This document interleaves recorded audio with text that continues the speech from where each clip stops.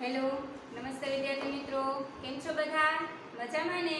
ચાલો આજે આપણે છે એ સમાજશાસ્ત્રનો પાઠ 8મો છે એ જોવાનું છે. પ્રકરણ 9 છે, ચેપ્ટર નંબર 3. બરાબર. ત્રીજું પ્રકરણ છે એ આપણે આજે જોવાનું છે, શરૂ કરવાનું છે. હવે એ પ્રકરણનું નામ શું છે તો કે સામાજિક વ્યવસ્થા અને સામાજિક રચના તંત્ર. હવે આપણે છે એ અગાઉના 2 પ્રકરણ જોઈ ગયા. એમાં તો કે સમાજ વિશેના ખ્યાલો, સમાજનો પરિચય, સમાજની જુદી જુદી વિભાવના છે એ આપણે અગાઉના પ્રકરણમાં છે એ જોઈ ગયા. હવે એમાં આપણે જોયું કે જ્યાં જોઈએ ત્યાં કેવું હતું તો કે જ્યાં નજર નાખે ત્યાં સમાજની જરૂરિયાતો કેવી રીતે સંતોષવી, પછી તો કે સમાજ છે એની જુદી જુદી વ્યવસ્થાઓ છે, જુદી જુદી રચનાઓ છે. પછી એ જ રચનાઓ કેવી છે તો કે કુટુંબ હોય, અન્ય સામાજિક વ્યવસ્થા હોય, એ બધી છે એ કુટુંબ વ્યવસ્થાને આધારે છે થતી જોવા મળે છે.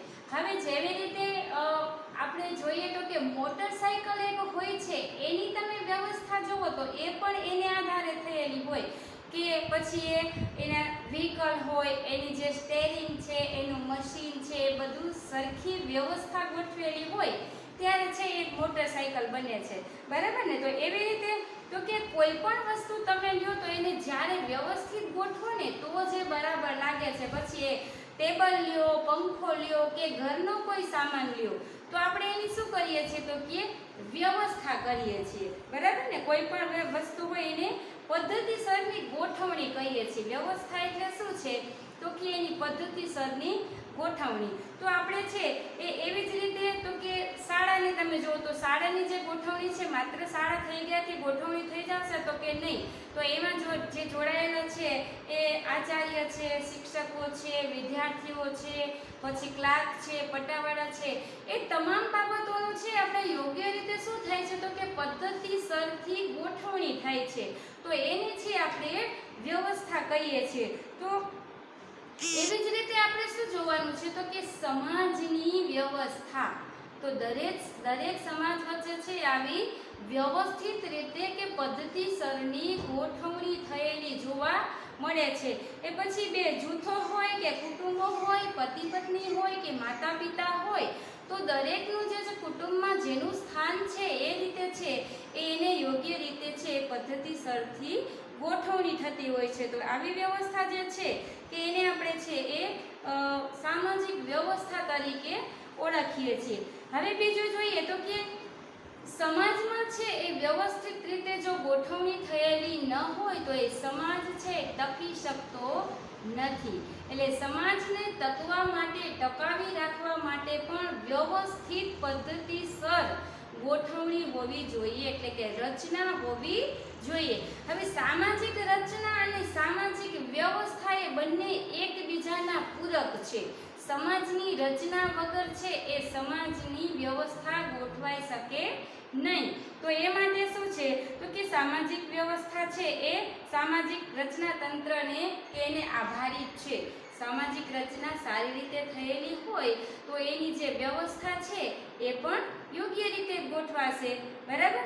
તો હવે જે છે એ આપણે તો કે સામાજિક જે વ્યવસ્થા છે અને એની જે રચના છે એની છે જુદા જુદા મનોવૈજ્ઞાનિકે છે એનો ખ્યાલ રજૂ કર્યો છે. તો કે હર્બર્ટ સ્પેન્સરે છે એ માનવ સમાજ અને શરીરની તુલના કરી છે. આપણા જુદા જુદા મનોવૈજ્ઞાનિકો છે એને તો કે સમાજ અંગેની કે એની રચના અંગેના જે ખ્યાલ રજૂ કર્યા છે તો એમાં પહેલું છે કે હર્બર્ટ સ્પેન્સર એણે શું કીધું છે તો કે જે માનવ સમાજ અને શરીર બંનેની તુલના કરી અને એણે આ વ્યવસ્થા તંત્ર છે સમજાવવાનો પ્રયાસ કર્યો છે. ત્યાર પછી છે બ્રેનિસ્લો મેલિનોવસ્કોએ છે એણે તો કે માનવ જરૂરિયાત આધારિત રચના તંત્રોની વિગતે રજૂઆત કરી છે.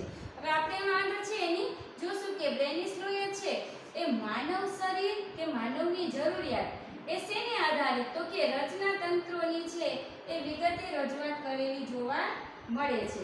હવે ત્યાર પછીના જે મનોવૈજ્ઞાનિક છે એ ટાલકોટ પાર્સન્સ એ તો કે માનવ ક્રિયા વ્યવસ્થાને 4 પેટા વ્યવસ્થાના સંદર્ભમાં સમજાવે છે કેવી રીતે? તો કે માનવીની જે આંતરક્રિયા છે એને કેવી રીતે સમજાવવાનો પ્રયાસ કર્યો છે?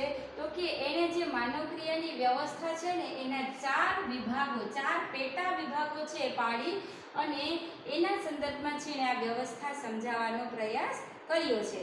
હવે તો આપણે જે આ જે માનવ સામાજિક વ્યવસ્થા છે એને તો કે એની જુદી જુદી વ્યાખ્યાઓ આપવામાં આવેલી છે કે કોને આપણે વ્યવસ્થા કહીએ છીએ. સામાજિક વ્યવસ્થા એટલે શું? કોની સામાજિક વ્યવસ્થા કહીએ તો ટાલકોટ જે છે એ વ્યાખ્યા આપતા જણાવે છે. એ જે સામાજિક વ્યવસ્થા છે એની વ્યાખ્યા આપતા જણાવે છે કે સામાજિક વ્યવસ્થા એટલે એકબીજા સાથે કાર્યાત્મક સંબંધોમાં રહેલા ભાગો દ્વારા બનેલો એક જટિલ સંકુલ છે. હવે સામાજિક વ્યવસ્થા ક્યાં જળવાય? તો કે જ્યાં સંકુલ હોય, જ્યાં સમૂહ હોય. કોઈ એક વ્યક્તિ હોય તો ત્યાં ક્યાંય વ્યવસ્થા કરવાની જરૂર પડતી નથી. એટલે એ શું માને છે? તો કે એકબીજા કાર્યાત્મક રીતે આપણે સમાજમાં કેવી રીતે આંતરક્રિયા કરીએ છીએ? તો કે એકબીજાના કાર્યો કરીને કાર્યાત્મક રીતે છે સંકળાય છે, આંતરક્રિયા થાય છે. એના સંબંધોમાં શું થાય? તો કે એના સંબંધોમાં જે ભાગો દ્વારા એક જટિલ સંકુલ રચાય છે, એ મોટો સમુદાય રચાય છે. એ જે રચાય છે એને આપણે સામાજિક વ્યવસ્થા તરીકે ઓળખીએ છીએ. આવું કોણ ક્યાં સમાજશાસ્ત્રી કહે છે? તો કે ટાલકોટ. આ ટાલકોટ સમાજશાસ્ત્રી છે એવું માને છે કે જે સમાજમાં વ્યક્તિઓ વચ્ચે હોય, કુટુંબ વચ્ચે હોય કે સમાજ વચ્ચે હોય તો એ બધા વચ્ચે શું થાય છે? તો કે એના વચ્ચે છે આંતરક્રિયા થાય છે. શું થાય? આંતરક્રિયા. હવે એ આંતરક્રિયા દ્વારા છે એ આખો એક મોટો સંકુલ રચાય છે. એ મોટો સંકુલ જે પદ્ધતિથી રચાય છે એને સામાજિક વ્યવસ્થા તરીકે ઓળખીએ છીએ. આવું જે સમાજશાસ્ત્રી છે ટાલકોટ એનું માનવું છે. હવે ત્યાર પછી છે બીજા સમાજશાસ્ત્રી. આ જે છે પહેલા આપણે સમાજશાસ્ત્રી જેને એનો ખ્યાલ આપ્યો તો એ હર્બર્ટ સ્પેન્સર, બીજું તો બ્રેનિસ્લો અને એને આધારે છે ત્રીજું ટાલકોટ પાર્સન્સ છે. એને માનવક્રિયાને આધારે આપ્યું હતું. હવે એવી જ રીતે છે ટાલકોટે છે અહીંયા પણ વ્યાખ્યા આપી છે કે એને કે માનવ સંબંધો કેવી રીતે રચાય છે? તો કે એકબીજા સાથે કાર્યાત્મક સંબંધોમાં જોડાઈને. હવે આપણે ખબર છે કે એક કુટુંબ હોય તો કુટુંબમાં છે એ પતિ પત્ની હોય, માતા પિતા હોય ને બાળકો હોય તો બધા વચ્ચે શું થતું હોય? તો કે આંતરક્રિયા થતી હોય, કાર્યાત્મક રીતે છે સંબંધોમાં જોડાયેલ હોય કે માતા પિતા છે તો એ પોતાના પુત્રો સાથે, પુત્રો છે તો પોતાના માતા પિતા સાથે, આ રીતે છે કાર્યાત્મક રીતે છે એ સંબંધોમાં જોડાય છે. અને એ જે જોડાય છે તો એવી રીતે છે આખું મોટું સંકુલ બને છે. એને સામાજિક વ્યવસ્થા તરીકે ઓળખાવે છે. હવે ત્યાર પછી છે તો કે સોરોકિન એ સમાજશાસ્ત્રી છે એનું શું માનવું છે? સમાજ વ્યવસ્થા જે સામાજિક વ્યવસ્થા છે એના વિશે શું કહે છે? તો કે સામાજિક વ્યવસ્થા એક સંગઠિત જૂથ છે. શું છે? સામાજિક વ્યવસ્થા એક સંગઠિત જૂથ છે કે જેના સભ્યોના હકો, ફરજો, સામાજિક સ્થાનો અને કાર્યો, ત્યાર પછી તો કે ભૂમિકાઓ તેમજ પરસ્પરના વર્તન તથા જૂથ બહારના વિશાળ સમાજના સભ્યો સાથેના વર્તન સ્થાપિત કરતા સામાજિક ધોરણોનો સંકુલ ધરાવે છે. હવે વ્યવસ્થા કેવી છે? સામાજિક વ્યવસ્થા સોરોકિનના મત મુજબ તો કે એક સંગઠિત જૂથ છે. પેલો જેને શબ્દ આપ્યો છે કેવું જૂથ છે? તો કે સંગઠિત જૂથ છે કે દરેકના સભ્યો, જેટલા સભ્યો જોડાયેલા છે સભ્યોએ પોતાના હકો, ફરજો, એના જે સ્થાન છે એટલે કે સામાજિક સ્થાનો, એની જે ભૂમિકા છે તે અને પરસ્પરનું જે વર્તન છે એ વર્તન કે જે સભ્યો દ્વારા છે કરવામાં આવે છે એના દ્વારા જે સ્થાપિત ધોરણો નક્કી થાય છે એ જે સામાજિક ધોરણો છે એ ધોરણો ધરાવતો સંકુલ એટલે સામાજિક વ્યવસ્થા. કે સામાજિક વ્યવસ્થા ટૂંકમાં કહીએ તો સામાજિક સ્થાન કે દરજ્જામાં રહીને ભૂમિકા ભજવતી વ્યક્તિઓની આંતરક્રિયા કરતી વ્યવસ્થાને સામાજિક વ્યવસ્થા તરીકે ઓળખાવે છે કે સામાજિક વ્યવસ્થામાં તો કે વ્યક્તિએ પોતાનું સ્થાન અને પોતાની ભૂમિકા છે એ સભાનતાને આધારે જાણતા હોય અને એને આધારે શું કરે છે તો કે એકબીજા આંતરક્રિયા કરે છે કે એકબીજા છે એ પોતપોતાની રીતે છે જે કાર્યાત્મક રીતે સંબંધો ધરાવે છે એ જે બનેલો જટિલ સંકુલ છે, જે મોટો વિશાળ સંકુલ છે એને સમાજની વ્યવસ્થા એટલે કે સામાજિક વ્યવસ્થા તરીકે ઓળખવામાં આવે છે. તો સામાજિક વ્યવસ્થા છે એ કોઈ ક્રિકેટ ટીમ હોય, કોઈ જ્ઞાતિ હોય, કોઈ ગામ હોય, કોઈ જિલ્લો હોય તો એને આધારે છે એ વ્યવસ્થા છે એ જોડાતી જોવા મળે છે કે વ્યવસ્થા યોગ્ય રીતે ગોઠવાતી જોવા મળે છે. હવે આપણે જોઈએ તો કે સામાજિક વ્યવસ્થાને છે એ આપણે વધુ સ્પષ્ટ રીતે સમજવી હોય તો શું સમજવું પડે? તો સૌપ્રથમ છે સામાજિક વ્યવસ્થાના આપણે છે લક્ષણો જાણવા પડે કે સામાજિક વ્યવસ્થા છે એ શું છે. કોને આપણે સામાજિક વ્યવસ્થા કહીએ છીએ? ઘણી વખત આપણે છે એ ચર્ચા કરતા હોય તો આવું કહેતા હોય તમારી સમાજની વ્યવસ્થા આવી છે, તમારા સમાજના રીતો આવા છે અથવા તો અમારા સમાજની વ્યવસ્થા આવી છે. એ વ્યવસ્થા છે એ શું છે? તો કે જુદા જુદા જે સમૂહો છે, સમૂહો વચ્ચેની જે આંતરક્રિયા દ્વારા જે સંબંધો સ્થાપિત થાય છે એને સામાજિક વ્યવસ્થા તરીકે ઓળખીએ છીએ.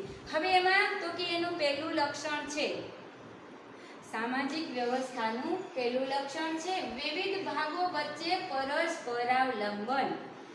પહેલું લક્ષણને આધારે શું છે તો કે જ્યારે પરસ્પરાવલંબન થાય છે ત્યારે તો કે ઓછામાં ઓછા બે સામાજિક એકમો કે એનું જે ભાગોનું છે એ જોડાણ હોવું આવશ્યક છે.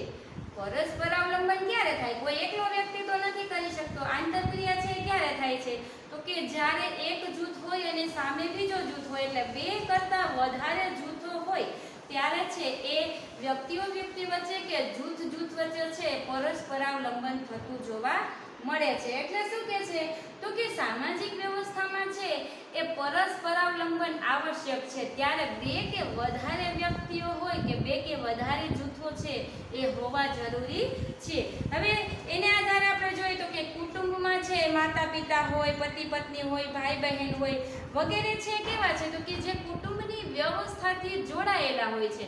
આપણે કુટુંબમાં આંતરક્રિયા ક્યારે કરીએ છીએ તો કે જ્યારે આપણા મમ્મી પપ્પા તો કે આપણી સાથે જોડાયેલા છે, પછી આપણા બાળકો હોય તો એ આપણી સાથે જોડાયેલા છે, દાદા દાદી છે તો એ આપણી સાથે તો કે ક્રિયાત્મક સંબંધોથી છે એ જોડાયેલા જોવા મળે છે ત્યારે આપણે આંતરક્રિયા કરીએ છીએ, બરાબર ને? તો એ આધારિત જે વચ્ચે પરસ્પરાવલંબન થાય છે એ આખી જે વ્યવસ્થા ગોઠવાયેલી છે એ સામાજિક વ્યવસ્થા તરીકે ઓળખીએ છીએ. આપણે આપણા સંબંધો ખબર છે, કુટુંબમાં રહીએ છીએ તો આપણા કોણ મમ્મી પપ્પા છે, કોણ દાદા દાદી છે, બરાબર ને? એ વ્યવસ્થા આખી ગોઠવાયેલી છે. એને છે આપણે શીખવી નથી પડતી, એને છે આપણે ક્યાંયથી મેળવવી નથી પડતી. આપણે જન્મજાત છે વ્યવસ્થા છે મળતી હોય છે કે જેને આ કુટુંબને આધારે છે વ્યવસ્થા ગોઠવાયેલી છે, પદ્ધતિસરથી ગોઠવાયેલી જોવા મળે છે. કે આપણે ખબર જ છે કે પપ્પાના પપ્પા છે આપણા શું થાય છે તો કે દાદા છે, દાદી છે, પછી આપણા પપ્પા અને આપણા જે પેઢી હશે એ પેઢી તો કે પેઢી દર પેઢી જે વ્યવસ્થા ચાલી આવે છે તો કે બે કરતાં વધારે ભાગો વચ્ચે પરસ્પરાવલંબન થાય છે. આવી જે વ્યવસ્થા છે એને આપણે સામાજિક વ્યવસ્થા તરીકે ઓળખાવી શકીએ છીએ. પછી ઘણી બધી બીજી પણ એવી વ્યવસ્થા હોય છે કે જે જૂથો વચ્ચે હોય કે સમાજ વચ્ચે હોય, સમાજના પારસ્પરિક સંબંધોને આધારે છે ગોઠવાયેલી હોય.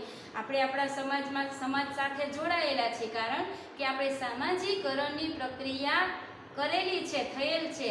આપણે સામાજિકરણની પ્રક્રિયા હું તમને વારંવાર કહું છું કે સામાજિકરણની પ્રક્રિયા એટલે શું છે તો કે આપણી જે રીતિ રિવાજો છે, ધોરણો છે સમાજના એને અનુસરવા એટલે સામાજિકરણ થવું. તો એ પ્રક્રિયાને આધારે છે આપણે એકબીજા પરસ્પર છે એ આંતરક્રિયાઓ છે કરતા હોય છે. હવે બીજું એનું લક્ષણ છે તો એ છે સામાજિક વ્યવસ્થામાં સ્થિરતા.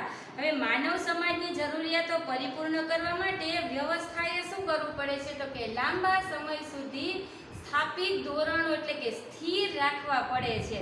હવે એક કુટુંબ છે એ પોતાની આગવી ઓળખ બનાવી હોય તો એને એકબીજા સાથે છે એ અનુકૂલન સાધવું પડે છે. હવે કુટુંબની વ્યવસ્થા જો સ્થિર ના હોય તો એ અનુકૂલન કે સમાયોજન સાધી શકતી નથી. તો એ માટે જ્યારે આપણે સમાજમાં જે વ્યવસ્થા છે એમાં પરિવર્તન તો આવે છે, પણ સાથે સાથે શું હોવું જોઈએ તો કે સ્થિરતા હોવી જોઈએ. હવે આપને ખબર છે કે એક કુટુંબ છે, હવે એ વિભક્ત કુટુંબ થાય તો એ વિભક્ત કુટુંબની જે વ્યવસ્થા છે એ સ્થિર રહેતી નથી. તો ક્યારેક એવું બને છે કે એની આંતરક્રિયા છે એ અલગ અલગ જોવા મળે છે. ત્યારે તો કે સામાજિક વ્યવસ્થા ગોઠવવી હોય તો એની જે મૂળભૂત વ્યવસ્થા છે એ જળવાઈ રહે ત્યારે જ છે યોગ્ય સામાજિક વ્યવસ્થા છે એ જળવાતી જોવા મળે છે. હવે ત્યાર પછી આપણે જોઈએ તો એનું ત્રીજું લક્ષણ છે કે સામાજિક વ્યવસ્થામાં પરિવર્તન. પહેલામાં હતું સ્થિરતા, હવે બીજું લક્ષણ છે એના પછીનું તો એ કેવું છે તો કે સામાજિક સ્થિરતા પરિવર્તનશીલ. હવે એ સમાજની વ્યવસ્થા છે કેવી હોવી જોઈએ તો કે સમય જતા છે એમાં અમુક હદ સુધી સ્થિર રહે છે, પણ એ વધારે જ્યારે સમય જતો રહે છે ત્યારે એમાં શું આવે છે તો કે પરિવર્તન આવે છે કે કોઈ પણ વ્યવસ્થા છે એ લાંબા સમય સુધી સ્થિરતા જાળવી શકતી નથી. તો ત્યારે છે એમાં જે પોતાની વ્યવસ્થા છે ને સારી રીતે ટકાવી હોય ત્યારે એ સમાજની વ્યવસ્થામાં પરિવર્તન લાવવું જરૂરી છે. આપણે અગાઉ જોઈ ગયા અગાઉના પ્રકરણ નંબર 2 માં કે સમાજ છે એમાં પરિવર્તનશીલ કે ગતિશીલતા જોવા મળે છે. હવે પરિવર્તનશીલ પછી કોઈ પણ સમાજ હોય એની ગતિશીલતા કે પરિવર્તનશીલતા થોડે ઘણે અંશે છે એ હોય જ છે, પછી ઓછી હોય કે વધારે હોય એ સમાજે છે એ જુદી જોવા મળે છે. પણ સમાજ છે કેવો છે તો કે પરિવર્તનશીલ છે. એટલે શું જરૂરી છે તો કે સમાજની વ્યવસ્થા જાળવવા માટે યોગ્ય રીતે સ્થાપિત કરવા માટે એમાં શું જરૂરી છે તો કે પરિવર્તન જરૂરી છે. કે જેવી રીતે આપણે તો કે અન્ય સમાજોની સરખામણીમાં જે સમાજ છે એને પણ શું કરવું પડે છે તો કે પોતાના જે આગવા નિયમો હોય, પોતાના જે ધારાધોરણો હોય, નિયંત્રણો હોય એને ઓછા કરી અને સમાજને તો કે પરિવર્તન એટલે કે ગતિશીલ બનાવવો જરૂરી છે. ત્યારે જ છે સમાજની યોગ્ય વ્યવસ્થા છે જળવાઈ રહે છે. એટલે સમાજ કોઈ પણ પ્રકારનો હોય, કોઈ પણ જ્ઞાતિનો હોય, કોઈ પણ ધર્મનો હોય, કોઈ પણ સમુદાયનો હોય તો પણ એમાં શું આવે છે તો કે પરિવર્તન જરૂરી છે. એટલે તે સમાજની વ્યવસ્થા જાળવવા માટે સમાજે પરિવર્તનશીલ રહેવું પડે છે અન્ય સમાજની સામે ટકી રહેવા માટે.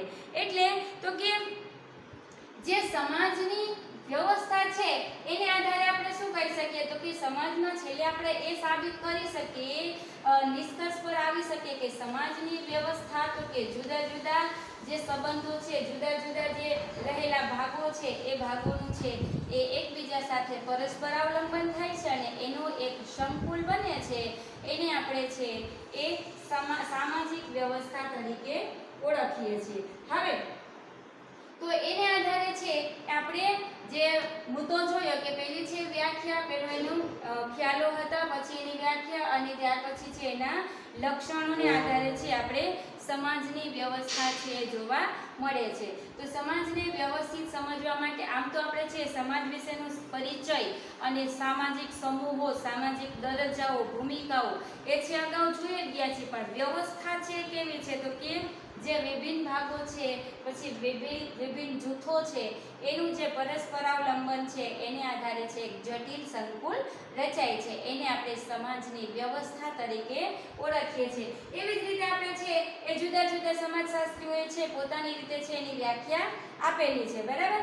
હવે એના પછીનો છે એ મુદ્દો સામાજિક વ્યવસ્થાના પાસાઓ છે એને છે આપણે નેક્સ્ટ લેક્ચરમાં જોશું. સામાજિક વ્યવસ્થાના જે પાસા છે એને નેક્સ્ટ લેક્ચરમાં આપણે છે વ્યવસ્થિત સમજવાનો છે. તો એ પહેલા છે આપણે તો કે શું જોઈ ગયા એ નજર ફેરવીએ તો સામાજિક વ્યવસ્થા અને સામાજિક રચના તંત્ર એ કેવા છે તો કે કોઈ પણ પદ્ધતિ છે એને વ્યવસ્થિત ગોઠવણી થાય, પદ્ધતિથી ગોઠવણી થાય એ જરૂરી છે. પછી આપણે ઉદાહરણ જોયું કે શું હતું તો કે આપણે કોઈ પણ મોટરસાઇકલ હોય કે કોઈ પણ ઘરની વસ્તુ હોય, કોઈ પણ સ્કૂલ હોય કે કોઈ પણ ધાર્મિક સ્થળ હોય તો ત્યાં યોગ્ય વસ્તુની ગોઠવણી ન હોય તો એની વ્યવસ્થા જળવાતી નથી. એટલે તો કે એવી જ રીતે છે સમાજ વચ્ચે પણ છે એ વ્યવસ્થા ગોઠવાવી જોઈએ. તો સામાજિક વ્યવસ્થા છે એને આપણે સારી રીતે સમજવા માટે શું જોયું તો કે એના લક્ષણો કેટલા હતા તો કે 3 હતા. ક્યાં તો કે વિવિધ ભાગો વચ્ચે પરસ્પર અવલંબન, પછી સામાજિક વ્યવસ્થા તંત્રમાં સ્થિરતા અને સામાજિક વ્યવસ્થામાં પરિવર્તન. તો એને આધારે છે એ આપણે જે સામાજિક વ્યવસ્થાની વ્યાખ્યા અને લક્ષણો જોઈ ગયા. હવે પછીનો નેક્સ્ટ મુદ્દો આવશે એ સામાજિક વ્યવસ્થાના પાસાઓ જે છે એને આપણે છે એ નેક્સ્ટ લેક્ચરમાં જોવાના છે.